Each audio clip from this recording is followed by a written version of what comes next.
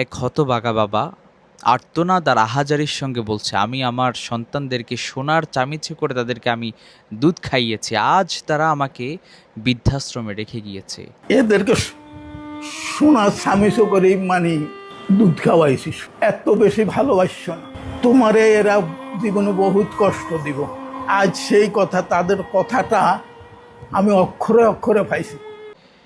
আমি আমার সন্তানদের জন্য লক্ষ লক্ষ টাকা খরচ করেছি, এটা দেখে লোকজন বলেছিল যে এত টাকা খরচ করবেন না, কারণ আপনার সন্তানরা আপনাকে দেখবে না। লোকজনের কথা যে এভাবে বাস্তবায়ন হয়ে যাবে তা আমি কল্পনাও করি নাই।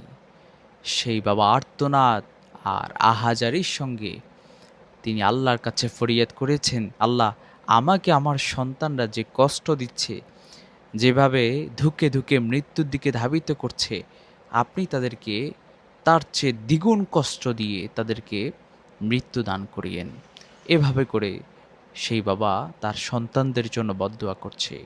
কি ভাবছেন এই দোয়া আল্লাহর দরবারে পৌঁছায় নাই? আমি তো মনে করি এই দোয়া করার সঙ্গে সঙ্গে আল্লাহর আরশ পর্যন্ত এই দোয়া পৌঁছে গিয়েছে। বাবা মায়ের দোয়া আল্লাহর আরশ পর্যন্ত পৌঁছাতে দেরি হয় না। যে সন্তানরা তার এই বাবাকে এভাবে বৃদ্ধাশ্রমে রেখে গিয়েছে, আমি আপনাদেরকে বলছি যে আল্লাহ তাআলা এই সন্তানদেরকে দুনিয়াতে জিল্লতি, বেজ্জতি এবং ধ্বংসের আগুনে তাদেরকে পুড়িয়ে ভস্মীভূত করে এরপর তাদেরকে আল্লাহ তাআলা বিদায় করবেন। তাদেরকে আল্লাহ তাআলা জাহান্নামে নিক্ষেপ করবেন।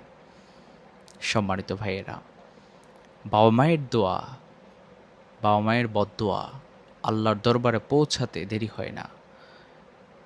আপনি আপনার সন্তানকে শিক্ষিত করবেন, বাবা মা যারা আছেন আপনারা আপনার সন্তানকে শিক্ষিত করবেন, তবে তার আগে দ্বীনের শিক্ষায় শিক্ষিত করতে হবে। দ্বীনের জ্ঞান আপনার সন্তানের অন্তরে ঢুকিয়ে দিতে হবে। এছাড়া যতই আপনি সুশিক্ষায় শিক্ষিত করেন, আপনার সন্তান হয়তো আপনাকে একদিন বৃদ্ধাশ্রমে রেখে আসার পরিকল্পনা করবে। এজন্য প্রিয় ভাইয়েরা, সন্তানকে দ্বীনের শিক্ষায় শিক্ষিত করবেন, এরপর আপনি আপনার সন্তানকে ডক্টর বানান, ইঞ্জিনিয়ার বানান, যাই বানান, যেদিকে আপনি চান সেদিকে দিতে পারেন।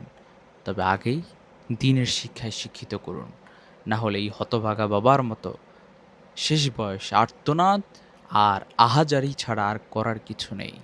আল্লাহ তাআলা আমাদেরকে সহি বুঝ দান করুন।